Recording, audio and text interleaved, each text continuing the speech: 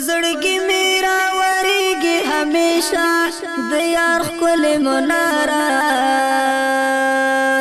شامو دامي چې هر څوکړي ننداره بختور دی په والله پزړګي میرا وريږي همیشه د یار خپل مناره شامو دامي چې هر څوکړي ننداره بختور دی په والله. السلام علیکم ګرانو کتونکو، زه یم ستاسو ورور محمد فرحات د قبایل ټي وي په سکرین باندې یو ځل بیا تاسو سره حاضر یم.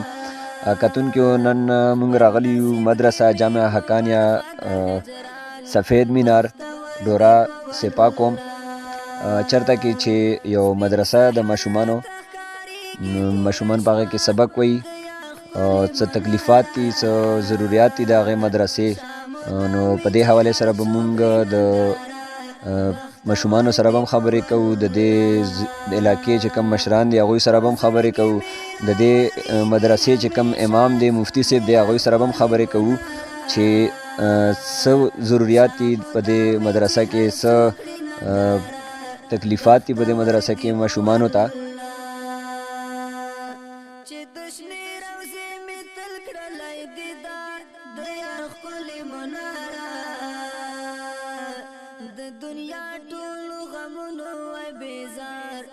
جی دا وخت زمونږ سره یو طالب علم ناست دی، موږ به دوی نه تپوس کوو چې مدرسه کې څه تکلیفات دي، څه ضروریات دي.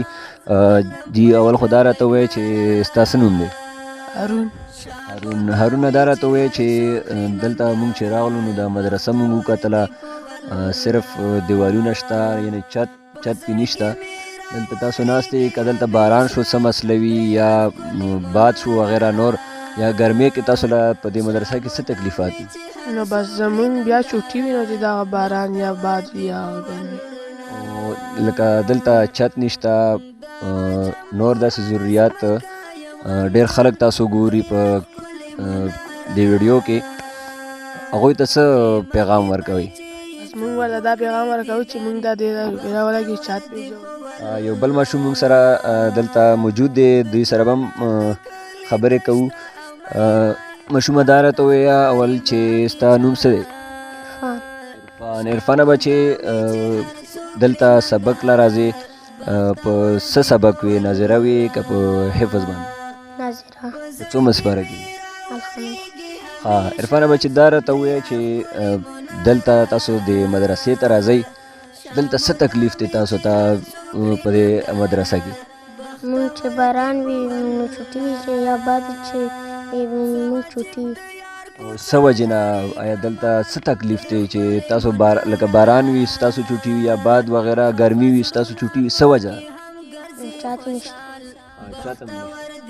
جی دا وخت موږ سره یو مشر ولاړ دی د دې محلې د دې علاقې، دوی نه به هم دا تپوس کوو چې په دې مدرسه کې د ماشومانو ته څه ضروریات دي، څه تکلیفات دي.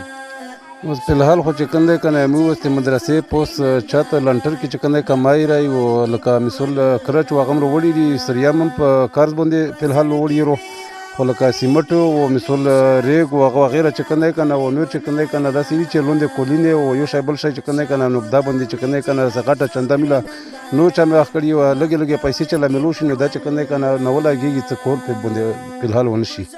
او دا راته ووایه په د دې سپاکوم داسې وزداره خلک شته او ښه په حکومت کې هم شته، نور هم همداسې ډېر وزداره دي چې هغه خپل زکات خپل خیرات راواخلي او دې مدرسې ته ورکړي، ډېر څه به پوه شي.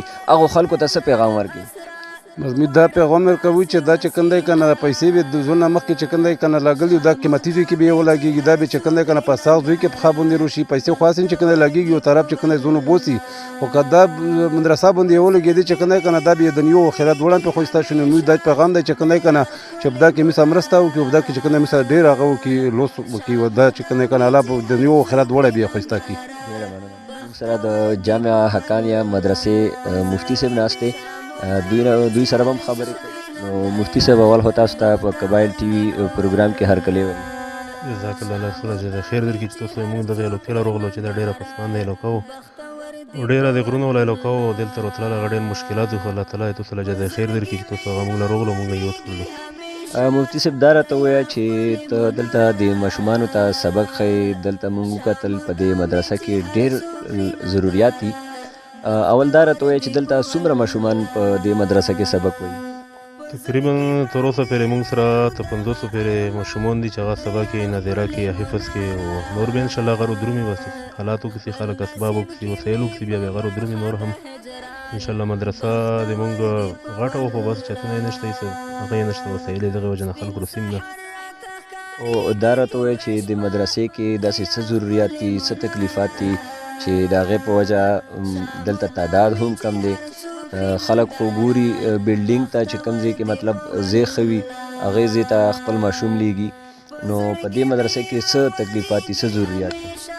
دا خو تاسو خپله باندې ولیدل چې بره چاته هم نشته او د دروازې هم داسې پرتې او داسې مټ او یو شی بل شی ویرېدلې پروتې. نو موږ سره دومره ځای نشته چې کله بارون شي نو موږ د ماشومانو سار پرې پټ کړو. بارون ورېږي نو ماشومان په منډه شي قرآن شریفونه هم لونده شي او بس سبق هم پوتې شي. دا ټول ضروریات دي بس چې خپله باندې هغه وینو. او د دې سپا قوم سره داسې خلک مالداره خلک شته، وزداره خلک شته، هغو خلکو له څه پیغام ورکړي؟ غله موږ دا پیغام نه چې د پیسې اسم ختمیږي که دلته یې ولګوئ او که وی نه لګوئ دغه نه ټول خلک هغه روان دي. هغه خلک چې هغه نیک نیک خلک وو ډېر مالداره خلک وو هغه هم نه پوتې شوي دغه دنیا نه هغه تلي. دا د یو هغه پیسې چې هغه په دین باندې ولګېږي تر قیامته پورې د هغې صدقه جریه هغه به په عملنامو کې هغه لیکلی شي. حدیث کې درومي چې کله یو انسان مړ شي د هغه عملنامه بند شي، خو یو هغه انسان چې د هغه نیک کور کړی وي، جومات یې جوړ کړی، مدرسه یې جوړه کړي، د هغه عملنامه نه بندېږي تر قیامته پورې هغه نیکیب کې لیکل کېږي. د دغو خلکو نه موږ صرف او صرف دا اپیل دی چې دغې مدرسې سره هغه مدد وکړي او موږ له هغه چندر وکړي. او که داسې خلک وي چې هغه په خپله کور کولی شي نو سیمټ ته د روړي بوجري او همدارنګې سریا نور څومره ضروریات دي په خپله دې پوره کړي. موږ هېڅ شی هم ترې نه اخلو، صرف د مدرسې سره مدد وکړي نو دا به دوی په آخرت کې هم په کور وشي، په دنیا کې به هغه په کور باندې روشي. ډېره مننه کتونکو مفتي صاحب ډېرې خوندورې او خبرې وکړې د مدرسې په حوالې سره. نو تاسو په خپله وکتل د دغې مدرسې چې کم ضروریات وو هغه تاسو وکتل. دلته تقریبا چې 50-60 پورې ماشومان دي هغه په خوشي ډګري کې سبق وایي او نه چت شته پې نه داسې نور څه ضروریات شته چې هغه د باران نه بچ شي، هغوی د هوا او د یخنۍ او د ګرمۍ نه بچ شي.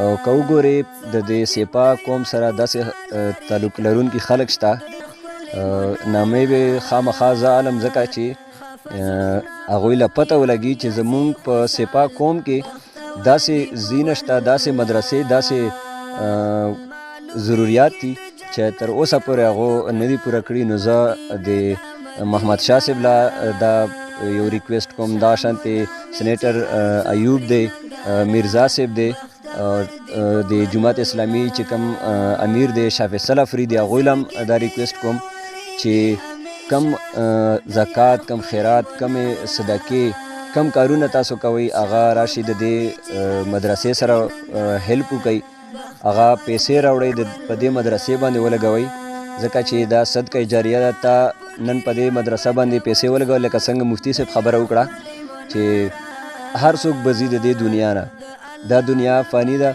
نو داسې یو کار وکړه، داسې یو د خیر کار وکړه، یو نیک کار وکړه چې هغه تعالی تر قیامته پورې د هغې ثواب در رسي. نو زه په خپله زه کتونکو ته هم دا ریکویسټ کوم، کم خلک چې دا ویډیو ګوري مهرباني وکړئ څومره چې ستاسو وس وي، څومره چې ستاسو په وس کې وي هغه عمره خپل مدد، خپله ښېګړه او خپل هیلپ د دې خلکو سره وکړئ، د دې مدرسې سره وکړئ. نمبر تاسو ته په سکرین باندې لیدی شي، په دغه نمبر د دې مدرسې دپاره د چاندې ورکولو رابطه وکړئ په دې نمبر باندې. نو اوس تر بله ویډیو پورې خپل ورور محمد فرحات ته ورکړئ اجازت. په لوی الله مسپارم، والسلام.